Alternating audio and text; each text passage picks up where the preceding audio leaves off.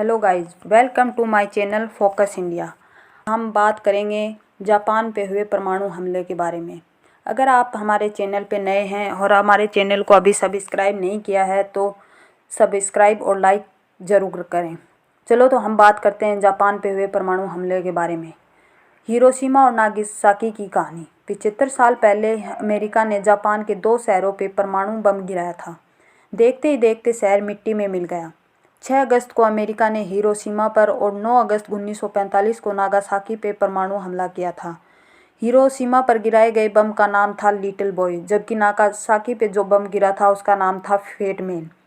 6 अगस्त 1945 को अमेरिका ने जापान के शहर हिरोशिमा पे परमाणु बम गिराया था।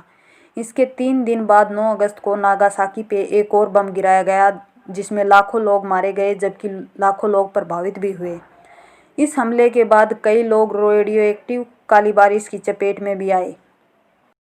हफ्ते हिरोशिमा ने जिला कोर्ट में काली बारिश की चपेट में आए लोगों की पहचान की, साथ ही उन्हें सभी चिकित्सा सुविधाएं देने की बात कही।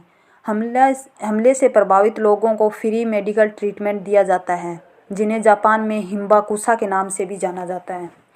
द्वितीय विश्व युद्ध खत्म होने के बाद जापान सरकार ने गंभीर रूप से प्रभावित लोगों को फ्री में स्वास्थ्य सुविधाएं देने की घोषणा की थी। साथ ही सरकार ने कुछ इलाकों को गंभीर रूप से प्रभावित घोषित किया था। हमले के वक्त जो लोग शहर से बाहर थे वो भी काली बारिश की चपेट में आ गए थे।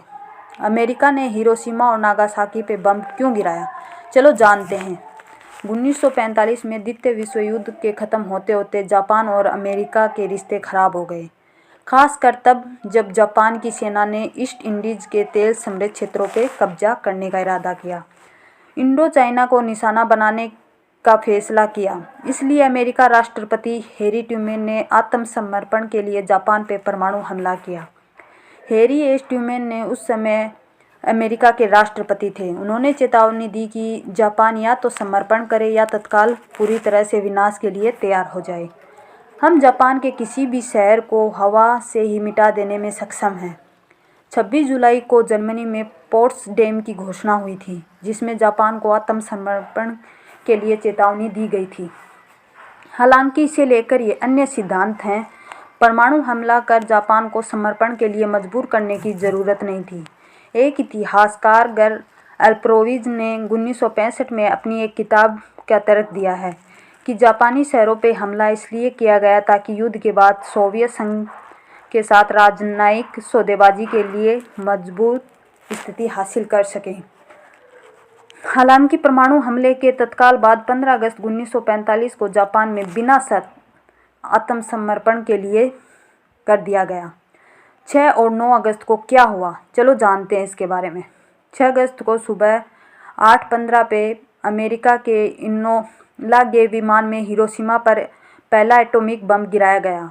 उस वक्त तापमान 10 लाख डिग्री सेल्सियस से भी ज़्यादा गर्म हो गया था। करीब 10 किलोमीटर तक सब कुछ जलकर राख हो गया था। हवा की गति काफ़ी तेज़ हो गई थी। विस्फोट और थर्मल किरणों से बिल्डिंग के टुकड़े टुकड़े हो गए थे। हिरोशिमा की आबादी उस वक्त करीब 3,50,000 थी। इनमें 43,000 जापानी सैनिक थे।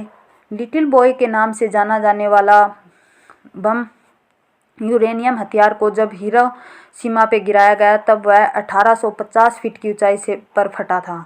इसकी क्षमता 12.5 किलोटन टीएनटी के बराबर थी। US strategic bombing survey of 1946 ने बताया कि बम शहर के सेंटर से उत्तर पश्चिम में विस्फोट किया गया था। इसमें 80,000 से ज़्यादा लोग मारे गए और कई घायल भी हुए थे। अगले दिन न्यूयॉर्क डेली न्यूज़ की हेडलाइन थी, where secret weapon atom bomb Japan most destructive force in universe. New York Times ने हेडलाइन दिया कि जापान पर पहला परमाणु बम गिराया गया। मिसाइल 20,000 टन टीएनटी के बराबर होता है। ट्रूमैन की चेतावनी बर्बादी की बारिश थी। 3 दिन के बाद 9 अगस्त को 11 बजे नागासाकी पे दूसरा एटॉमिक बम गिराया गया। इसकी आबादी उस वक्त करीब 2,70,000 थी। वहीं नागासाकी पर फेटमैन प्लूटोनियम बम गिराया गया था तो 12 किलोटन TNT के बराबर विस्फोट हुआ। इस हमले में 40,000 से ज़्यादा लोगों की जान गई। उस समय शहर के हालात क्या थे, चलो जानते हैं। विस्फोट और गर्मी के चलते लोगों के शरीर से त्वचा लटक रही थी, पेड़ों की पत्तियां झड़ चुकी थी। ऐसे सोशियोलॉजिस्ट ने बताया कि शहर पे एक पार्क लोगों के शव से भरा हुआ है। वहाँ मैंने एक भयानक दृश्य देखा। कुछ छोटी लड़कियां वहाँ पे पड़ी हुई थी, जिनके न केवल कपड़े फटे थे बल्कि उनकी त्वचा भी शरीर से अलग हो गई थी। मेरे दिमाग में तत्काल यह ख्याल आया कि वह नरक से कम नहीं था। जैसे मैंने अक्सर सोचा है, हिरोशिमा आग में जल रहा था।